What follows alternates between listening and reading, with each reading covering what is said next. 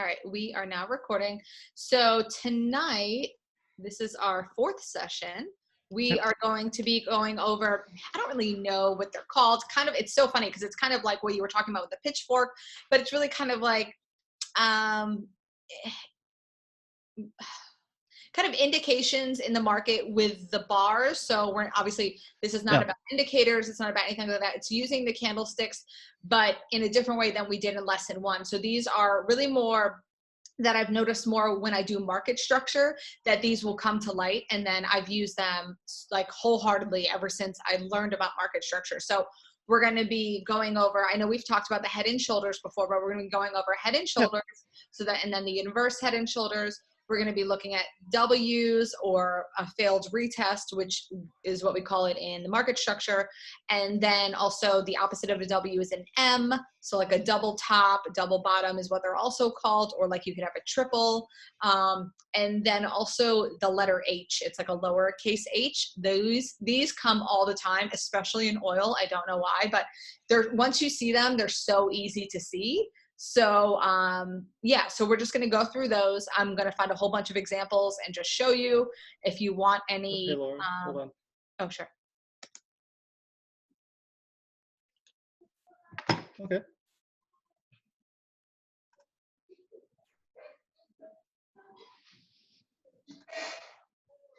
Hold on. I think I lost your audio real quick. Don't worry. Oh, can you hear me? Yeah, there we go. We're back. Okay. Okay. All right. I was just waiting. I thought you were talking. So, but okay. Yeah. So, and while I'm going through these and I'm showing you examples, if you want like any screenshots or anything, let me know and I can send them to you through Slack because I have that pulled up here. But yeah, so we're just going to go through those. I'm going to use my Jing as I normally do just to make it easier for your eyes to see. And then, yeah, let me know if you have questions. So the first one I'm going to start with is the easiest ones for me to learn were the W's and the M's because I feel like they just come easier to your eyesight. So we'll go through those first and then we'll do the head and shoulders and the H after that. All right, so I am on a 15-minute chart and you can find these on any time frame, but a higher time frame is always, let me turn this noise off. What is that? A higher time frame is always going to give you a stronger directional move. So you would want to, if you saw it like on a 5-minute, you would want to just confirm on like a 15 or a 30, like, oh, is this actually happening? Is this, something that maybe looks proper at like a silver or whatever. So W, so a W, which is also called a double bottom because you will see that it will touch the bottom of an area twice. Let me move this out of the way.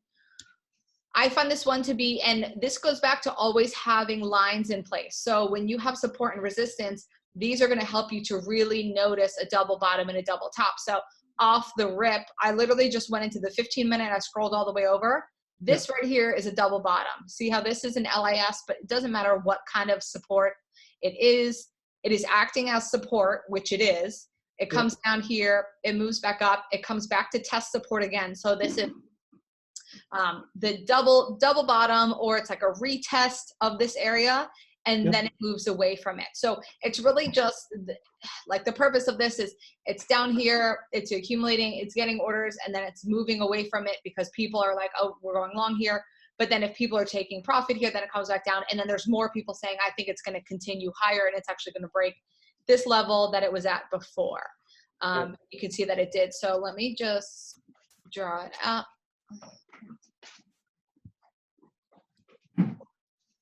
The W's and the M's are my favorite because I'll see them and I'm like, oh, this is so cool. All right, so, and also something you'll notice, and it's not on this one, but I'll find one to show you, is that W's will go into M's and M's will go into W's, which is interesting. So if I used my Jing, so you just mark it down here like we do with market structure, and then it comes up here. Obviously your W, you wouldn't want it to like really overextend. I can't scroll more because I just have it on like 5 days and that's where the day started. So sorry for that. But so this, can you see that that looks like a W? Double bottom. So, right. So this is the line that it's hitting. This is the support. And it's hitting there once, it's hitting there twice, it's going up. And even if it, and I'll show you an example of this in a second because I saw another one, but so at this point, if you saw something forming like this, and like I said, this is on a 15-minute, So you would be able to really start taking your long position anywhere off of this support. Like once you start seeing it move up, first of all, you already kind of had an inclination over here that this is holding pretty well. It went up, and just because it came back down, as long as it doesn't break through this area, and as you can see, it's higher, and this goes back to market structure, the lows over here are higher than these lows because these have wicks showing on these 15 minutes. That's also another indication that this is going to probably move back up, and it's going to be stronger than it even was here. Does that make sense? Yep. All right, cool. So let's find another area. So this one here, you will literally start to see these everywhere because now this is literally the next exact section. So this one here is, it looks like a W, but the way that it's actually formed is it didn't come back down to this red line. So this is this. So for an actual double bottom, you would want to see it here, right? But it got caught up here and then it moved higher. So when you draw it out, it still obviously kind of looks like a W to us in real life, but it's not a true double bottom or a true W. So in this case, you would just call this a failed retest. And I know we talked about this with the market structure, but what it's doing is it's trying to retest this area and maybe move lower. Can it move lower? No, it can't. Number one, it didn't even do a double bottom or retest the same area. It sat here in this area with all these LISs and then moved higher off of that. So, you know, if it's here on this LIS and you don't catch it until above this LIS, you know now that these LISs are huge, huge support. So you can take this long and feel really comfortable. And like you could see this red candle here, it dipped down, but it sat right on this LIS. So as long as you're willing to risk, and what was this? If you got above the third one, 2788, 2783. So 5 points, and that's an average of what we do anyway. You know, we do 6 points for stop loss. So even if you got in right above the last LIS, you would have still been in this trade and you would have gotten this large move, which then went to, you know, even say this LIS, 26. So that's 25, 40 handles in this. And this was a morning move. This was 8:15 in the morning, my time. Yeah. So, all right. So these are strong, and that's what, oh, where did my thing go? All right, so let's find some more. All right, so this one isn't as, you can see this area right here. It's not, it's a little more choppy, and then obviously you have to look at what time it was. So this was overnight. This was going into midnight and coming down, but it has the same premise where it was moving down. It found support here. It came back up just a little bit to this red line, came back down to the same area. So this is a double bottom, even though it's just not as clean. And then it moved up from here. Okay. All right. And then this is one of the examples I have where like a W will go into an M. So this is our W. And let me draw this one just so you can see it.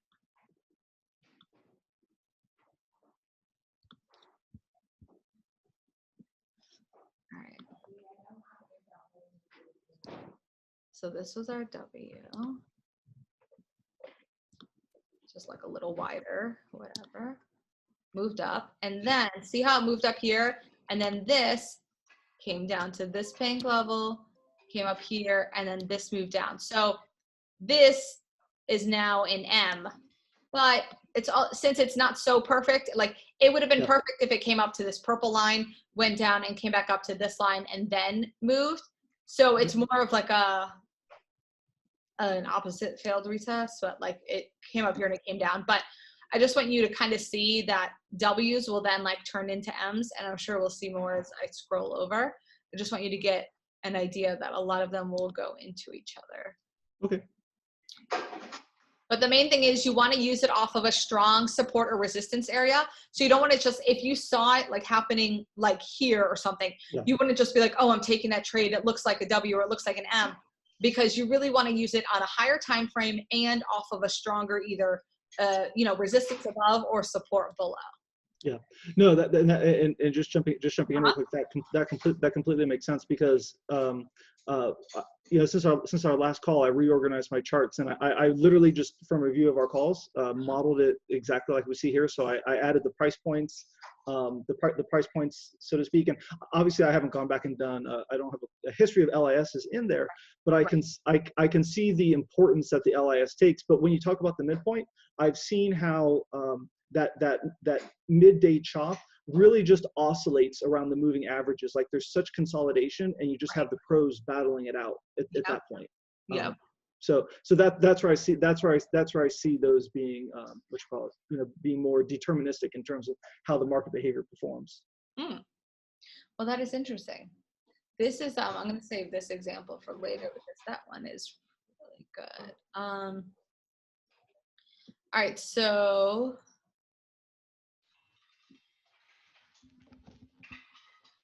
and if you ever notice my yellow lines that say like yesterday's high or yesterday's low, those are always pretty strong too. So you want to keep, like, I usually keep track of those. So this is kind of a W right here. Okay. Like they don't have to be like totally perfect, but this fell on the yesterday's low or whatever from the day before. So, so that would be a strong level, and then it moved right up. So that's a good one. And then do you see this being an M? So my pivots, and like obviously this red line here, are very, very, like they seem to always be pretty strong areas. So this W moved up here, and then it just continued moving up, whatever. And then this would be your M, where it came up and moved down and came up, and then it came back down again. It didn't complete the M, and it really like didn't keep going. It seems like it was going into the close. So maybe something good came out, because this definitely was dropping, and then they like ran it up. One question I do have from a trading perspective. I found in the Tradeovate software it allow you. And this has to be consistent with everything else. You can put a long or a short, a buy or a sell out there at a future value, so to speak. And that's my impression on how. So if we look at where it says like in the middle of where the charting is, where it says Wednesday, and my Zoom meeting came up. Why is Zoom meeting covering the exact time? Okay. Do you want me to move it up? No. Right there is perfect. But the 8 o'clock hour on Wednesday, when it goes parabolic, right above yesterday's low, or it. Well, wait a minute. 2982. That's an 18-point difference. Yeah, that's a little bit different. I guess I was just curious if do you in practice put any future, I'm just organizing thoughts in my head here to ask the question in the most reasonable way. Do you put out there any speculative buys in case there are spots where the market does go parabolic? It's like, like what I mentioned about the shift line, where it's like, we're coming down to a price low.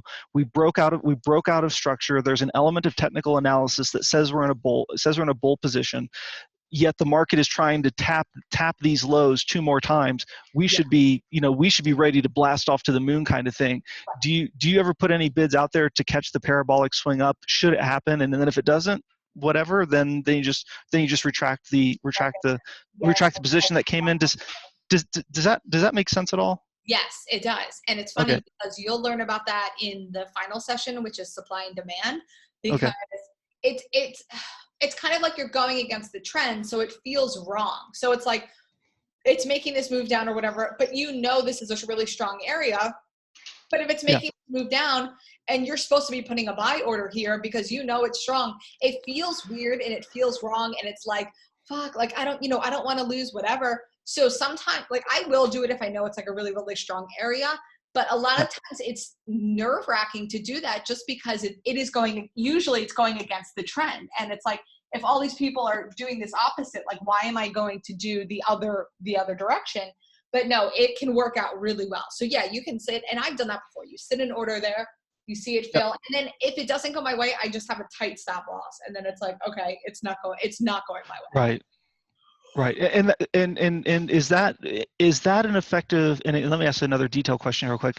Do you think could that potentially, and again, John is subject to his own risk that he takes on, could that potentially be a valid strategy for the opening? Because what it seems to happen on most opens, and I've been sleeping in these a couple of days, I need to go back and review, but like when the open happens, market opens, volume smashes, and then whatever was going on at the start pretty much kind of sort of happens, so to speak. So if we were in a bear spot, the shorts just the shorts just come in and just run with it. And sometimes there are the big parabolic swings back and forth just to see, just the I'm sure just big money wants to test it. But does that seem like a valid strategy with super tight stops to say, hey, I'm just going to try and catch something at the go? Maybe, but having a tight stop at the go is not going to work, because they literally, I'll even have, it just quickly moves so much that it's like, they're just going to swipe you out. Like, so then even if you have 2 points, then you're going to lose $100 just for nothing, So I like to wait. And that's why I never get in until at least like, so it used to be 9:31, it would start trending. Now it seems like it's like 9:35, 9:39. Like, it's crazy how it's been lately, because back before COVID, 9:31, you were good to go. But like the first minute, it would be like up, down, up, down, up, down, up, down. And then like 9:31, it would start trending. But I agree with your overall like analysis of whatever it was doing. And that's why a lot of people don't find the Globex or the overnight stuff to be important, but I do. Like, I come in and like my process is I come and I sit down. I don't know if we talked about this last time, but I come and I sit down and I really look at everything that has happened since it opened at 6 p.m. because I find it to be really helpful. Like, look at this here. So, and I make it so simple too. So so the pink pivot is like the neutral. It's like the neutral zone, whatever. And then the oranges are the higher targets and the greens are the lower. So let's see, I come in the morning. Let's see what happened last night. Okay. Market open. It went down a little bit. It came up above the neutral zone. And then for the whole night, it stayed above the neutral zone. And like, right here at 7:30, when I'd be coming to my desk, oh, is it trying to move down? But then it found like whatever the support is here.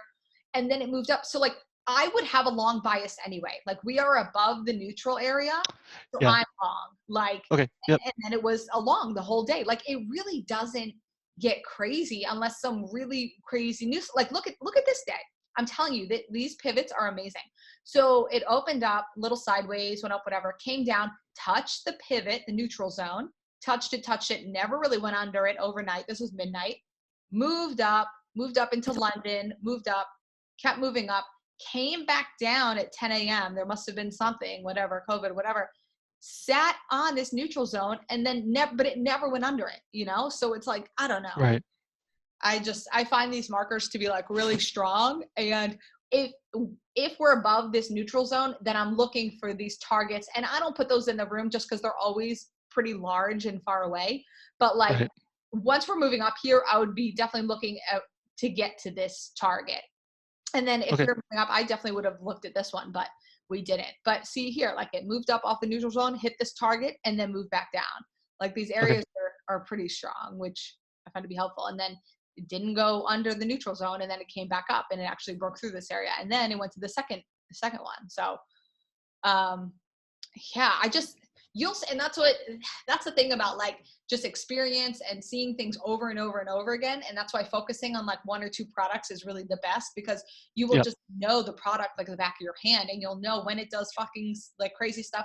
And like, that's what I had to learn about with ES and NQ is this economic calendar stuff, because I would always trade oil, which has 1 day a week or 2 days a week where it has reports that come out, but they come out at the same time every week. With this FOMC or these like press conferences and stuff, like, things are so different when it comes to an indice that you have to be on top of it, because you could be in and then get crazy slippage if you were short here, and then this economic, whatever report came out that was good. Oh, sure. When we looked when we were talking the other day, we literally saw Gilead happen. Like holy shit, WTF? Where is this coming from? So yeah, don't trade without don't trade without your stops. It's never, ever, ever. So yeah. All right. So back to what we were talking about. But let's see. Let's find some more. Double time, and I can actually go. Let me see. I can go down to a 5-minute chart too and see if we see some. This is an M. All right. Let's see. Let's get it going.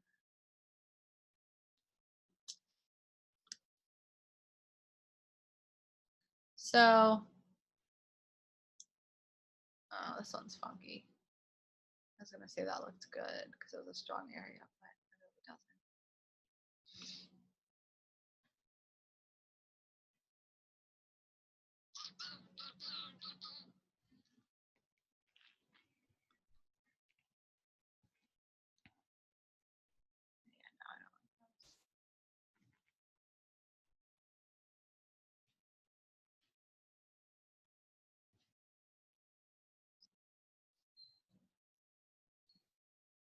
See, I don't know. I'm not a fan of the 5-minute chart anymore. I don't know why. I used to love it. I used to love the 5-minute chart.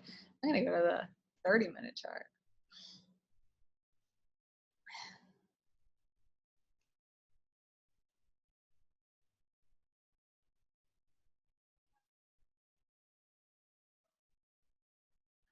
And I think for the third time, I'm gonna write this down. I'm actually taking notes as we go through this. The dash lines, the wide purple dashes. Those are my higher time frames. So daily and 4 hour. Yep. But, like, go ahead. But could you just clarify on that? What do you mean by, because we're looking at the So they'll show up anytime, but so what I do, and this is like one of our first things, so I change my time frame to daily and I mark the candles. So these are each one day, one candle. Yep. One for 1 day. And okay. Zoom, you can see I should have a mark on all of these. Because I literally went back so far. So like these, like this one right here, I don't have a top one on that one. So then I literally just duplicate it and I move it to wherever. I haven't done any of the last like. Oh, I see. You see what I did? Here, I'll show you. Yep. Okay. I hate how this looks. Like I hate when it's like so squished together, but like, yeah. See, I was, like you saw a couple days ago when I was messaging, like, oh, I was like drawing all these lines and structures. I'm like, I just need to I mean, not that it's not invalid, but there's, just need to simplify it, so to speak. Yeah. So, and I'll notice if I notice like an LIS takes over a daily line, then I'll just leave one or the other. Like I won't have both of them. Okay. But see, like this, I didn't have, so these 2 days, this is 1 day and 2 days, they closed right here and I didn't have this line drawn. So I would do that.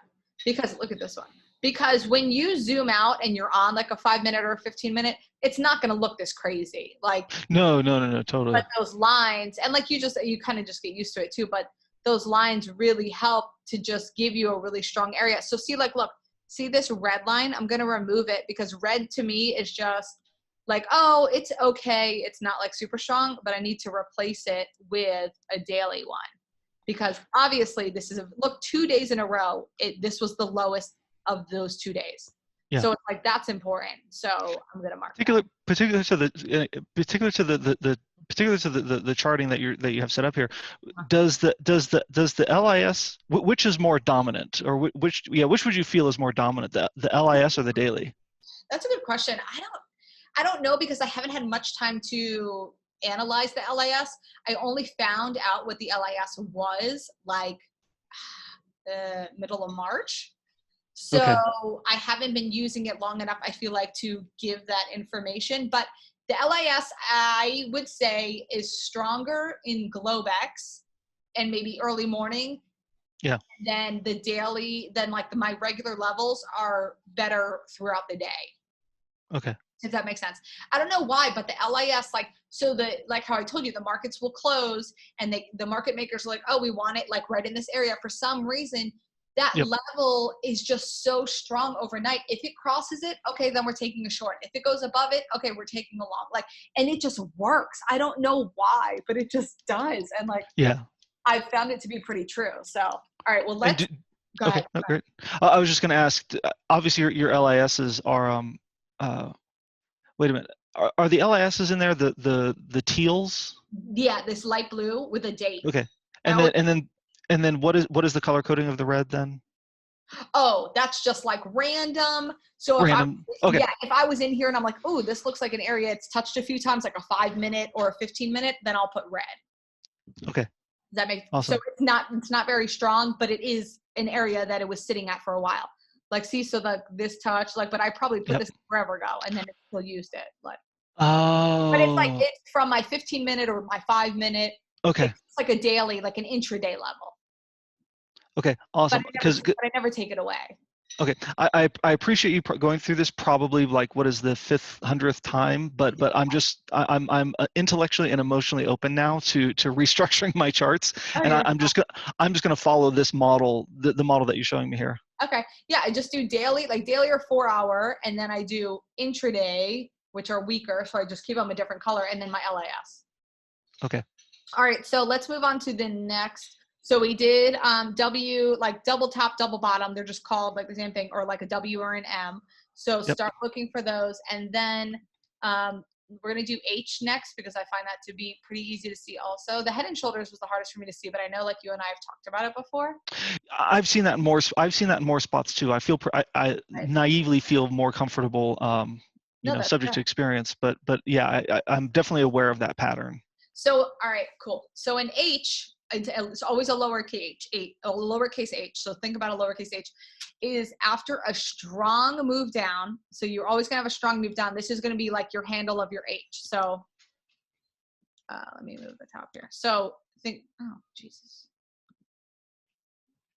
whatever. You know what I'm saying? I wanted to rotate this. Yeah. So obviously it's gonna be tilted, but this is your H, and then this is the curve around of the lowercase h. So what the H does, the H will run down.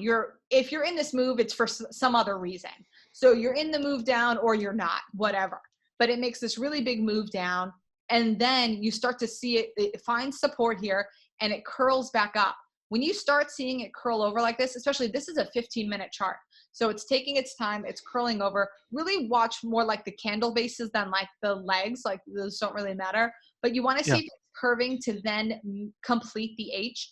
But really, whenever you see a huge drawdown like this, it's going to have a pullback, kind of like that day when that Gilead stuff came out. You and Tyler, whoever, you guys both took that long. So that's kind of what this is. Like, it's really just retracing the fibs or whatever. Like, let me see. And we'll do this another day, but I wonder what this percentage is. You think it's like 23%? Yeah. No, that totally that pattern totally makes sense, and I see those as well too, because others refer to those as a others refer to those as a flag. And again, just in the category of self education, those have been called a flag, but that's what I was trying to describe earlier in terms of like the pitchfork indicator. It doesn't exist. I messaged Tradevate support; they don't have it, but the other popular TradingView has it. I know somebody new in our room. He swears by TradingView, but you can use it for free, but you don't like it to save stuff, and it's kind of like whatever. But you can pay for it, and then I heard it's like really good. Yeah, I may take a look at that and kind of do what you do and just do it in the DOM. Tradevate's got some quirkiness in their charts that I don't that I'm not a huge fan of, but I'll take a look at it. But that's but like I'm reasonably sure that if we the H pattern that's being described here, there are additional technical elements that are being evaluated there. That's not just the Fibonacci retracement. It's not a pure Fibonacci retracement in that spot. But to the point of conversation, I definitely am aware of the. I've seen quite a few of those as I watch things. And they're so cool because once you see this, like, oh wait, is it making an H? And the other day I noticed it, and then it actually was. But then, and I think it was this day because then I sent it to my mentor, and I was like, oh look, I had saw it up here at like noon, but I'm like, I'm not trading. It's noon, and I'm like, this looks like it's forming an H, and it did. And then by 12:30, it completed this H. But then look at this shit. So this is actually a bigger H. Can I do no? So it actually came back up, and this isn't common. Like when you see an H and it's done, then it's just like done. But in this case, it continued and it kind of made a bigger H into the afternoon. You see that? Yep. It's so cool. So it's like, I was like, oh shit. Like, no, this is really the H. Like this is the H. But you could have, but this skinny H was an H also. So it's like, you could have had it a few times, you know? It's like, oh, this is one H and this is just a bigger H overall. And they both hit the same area. You know, they both came back down to really complete it. That's why I thought, oh, it's done. But then later in the day, I saw this shit. I was like, oh, wait, it made even a bigger H. Like, that's crazy. Yeah. Yeah, so that's a good one, especially with oil. I think this oil just like will like drop like crazy a lot. So I'll notice it there. And then you feel comfortable with Head and Shoulders. Obviously, like I can send that. But yeah, I'm just like, for some reason, I get funky about Head and Shoulders. So I'll be like, okay, this is the head. or like obviously you have to find the cross, like whatever. If it will look a little smoother, and I'll see the one shoulder, and I'm like, but like sometimes when I'm being told like, oh, this is a shoulder and this is a shoulder, I'm like, is that really a shoulder? Like, I don't know. Sometimes I feel like I can get confused Right. by those. But yeah. All right. So I feel bad. We're running out of time. Yeah, But, no worries. and I can send you like some more stuff on these, but it was really just like the double bottom, the double top at key levels for sure. Right. And I try to talk about that in the room too. Like obviously I don't go into explaining it like I do with you, but just saying, oh, I see like a double bottom here, or I see it touching the same area for the second time. Like if I said that, you should be like, oh, Lauren's saying there's a double bottom, which means, Yep. you know, we're probably going to go higher, or like a double top and we're going to move down, stuff like that. And then the H is really good too. So but see, I don't like to confuse these newbies and be like, oh, I see an H. They'll be like, what the fuck is an H? So Right. like, I just have to be careful of how much like I say or don't say, especially because people that are like taking the mentorship like you, or like I'm starting with Dave after this, like I don't want those people to feel like they're not, you know, that they're paid for something that other people are getting for free, because that's not fair. So No. I don't take it that way, and hopefully they don't either. So yeah, no worries. good. Okay. All right.